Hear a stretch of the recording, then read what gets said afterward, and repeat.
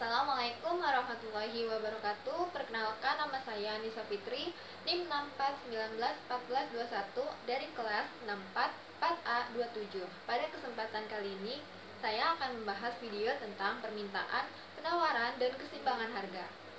Untuk lebih jelasnya, yuk kita simak video berikut ini. Sebelumnya, apa sih yang dimaksud dengan permintaan?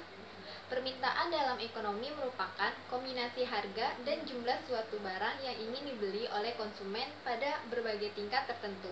Dalam permintaan, harga sangat berpengaruh, sedangkan faktor lain dianggap ceteris paribus atau tidak berubah. Dalam hukum permintaan ini, jika P-nya naik atau harganya naik, maka jumlahnya atau Q-nya yang diminta akan turun.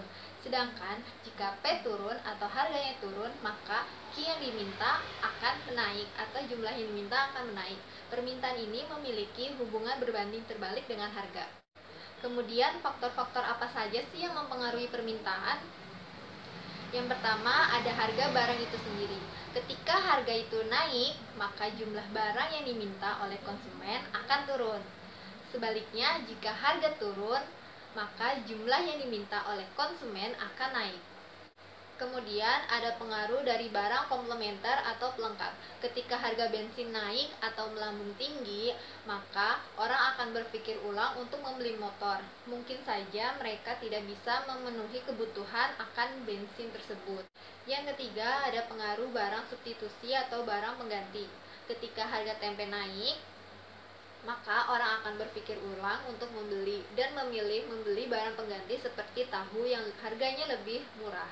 Pengaruh yang selanjutnya ada selera konsumen. Pada saat ini orang menggunakan handphone tidak hanya untuk telepon, tetapi untuk selfie. Kamera selfie ini yang menyebabkan permintaan telepon meningkat.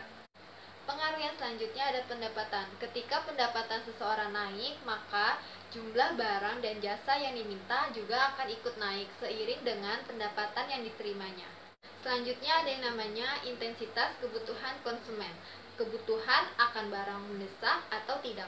Ketika kebutuhan akan barang mendesak meningkat, maka otomatis permintaannya juga akan meningkat. Contohnya pada saat ini pandemi corona, kebutuhan akan masker meningkat yang menyebabkan permintaan akan masker ini meningkat.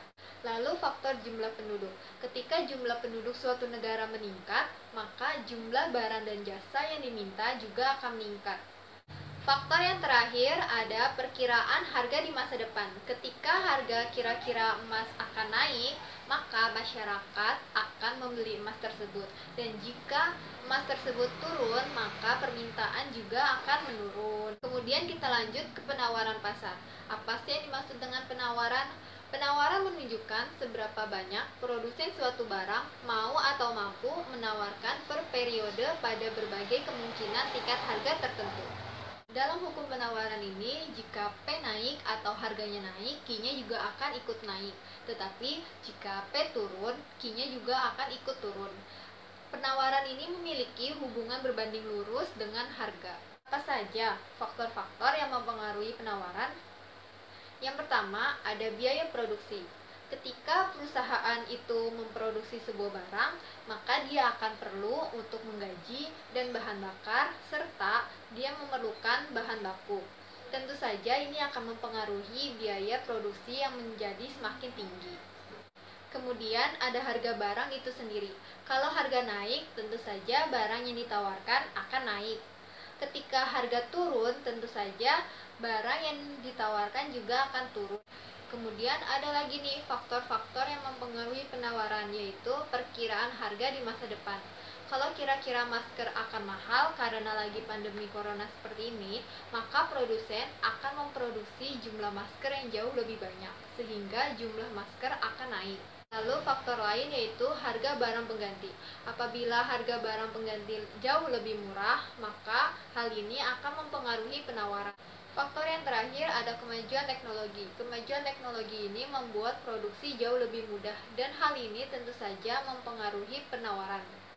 Setelah kita mengetahui permintaan dan penawaran, selanjutnya kita akan membahas keseimbangan pasar. Apa sih yang dimaksud dengan keseimbangan pasar?